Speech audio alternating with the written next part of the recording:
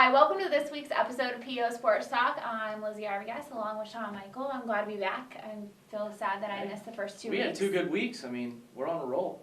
Well, we'll stay on a roll. Anyhow, we've got yet another exciting week of football. Show. We're in week 3. First of all, Chambersburg is going to get a little weird and play on Thursday night at Lower Dauphin. That's at Hershey Park Stadium. We're assuming Hershey Park has something going on Saturday night, and that's why we're playing Thursday.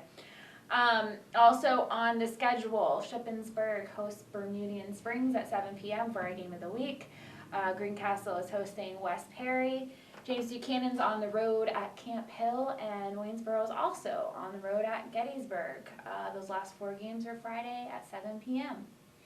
Let's get right to it. Let's start with Bermudian Springs and Shippensburg, game of the week. Game of the week. Shippensburg, 1-1, looked pretty good last week.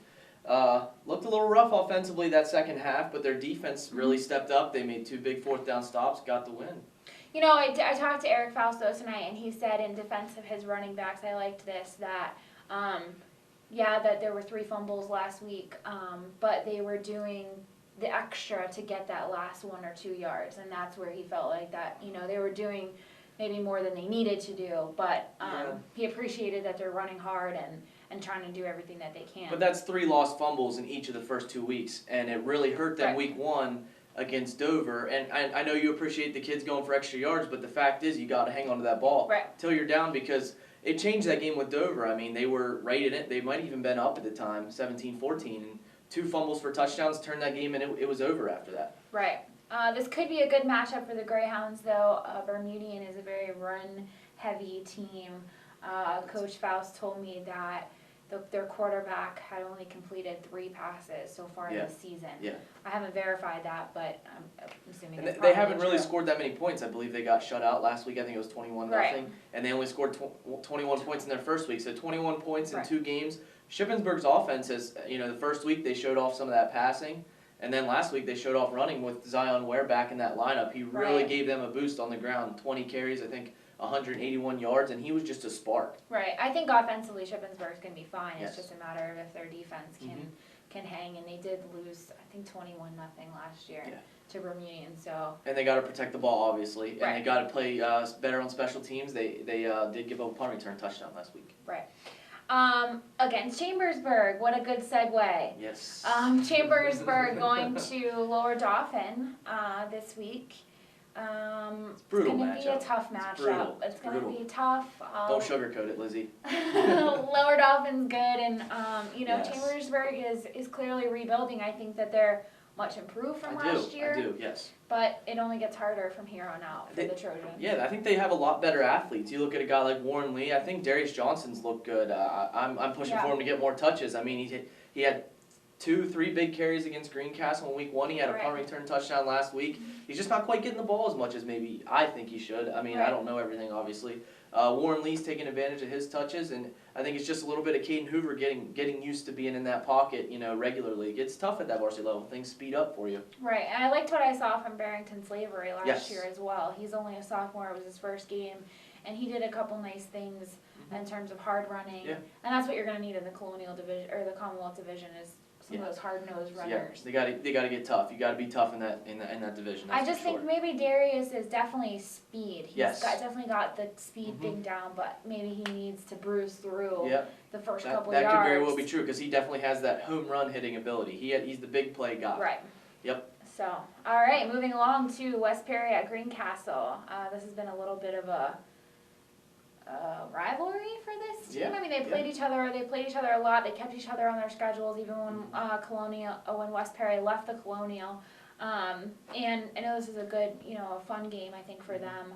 I do think Greencastle has a clear advantage this year. I think what they did last week was a lot of what they're going to look like this season.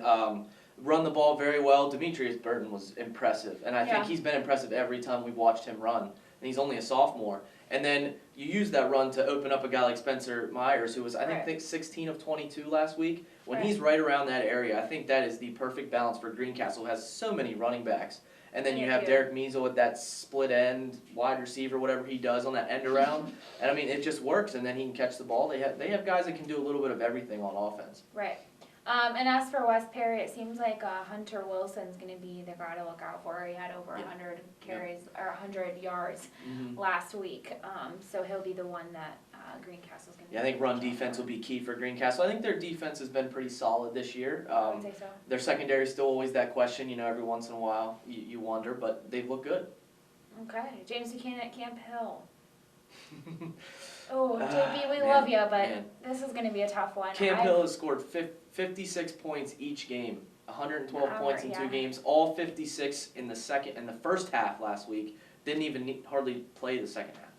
And James Buchanan scored 6 points. Yeah, James Buchanan's just they're still trying to find themselves. They lost so many pieces with Pates, with Peter Huey, with Blake Egoff, and it's going to take a while. It's going to take a while, and Seth I've heard Carball, that Seth Carball's been really good. battling. He's been really good. He's got an average of about 100 yards so far, which is good. And I think once Dylan gets a little bit more time, he missed the first game. Maybe once he gets a little more time, a little bit more comfortable, maybe they'll be able to do some better things. But Camp Hill is just—I've heard they're going to vie for a state title. Yeah. I mean, they're good. They're good. Even though they're a smaller school, they're probably not a smaller team. No. Roster-wise or size-wise. Yeah, no, not at all. So. And another tough game for local teams might be Waynesboro at Gettysburg. Yeah.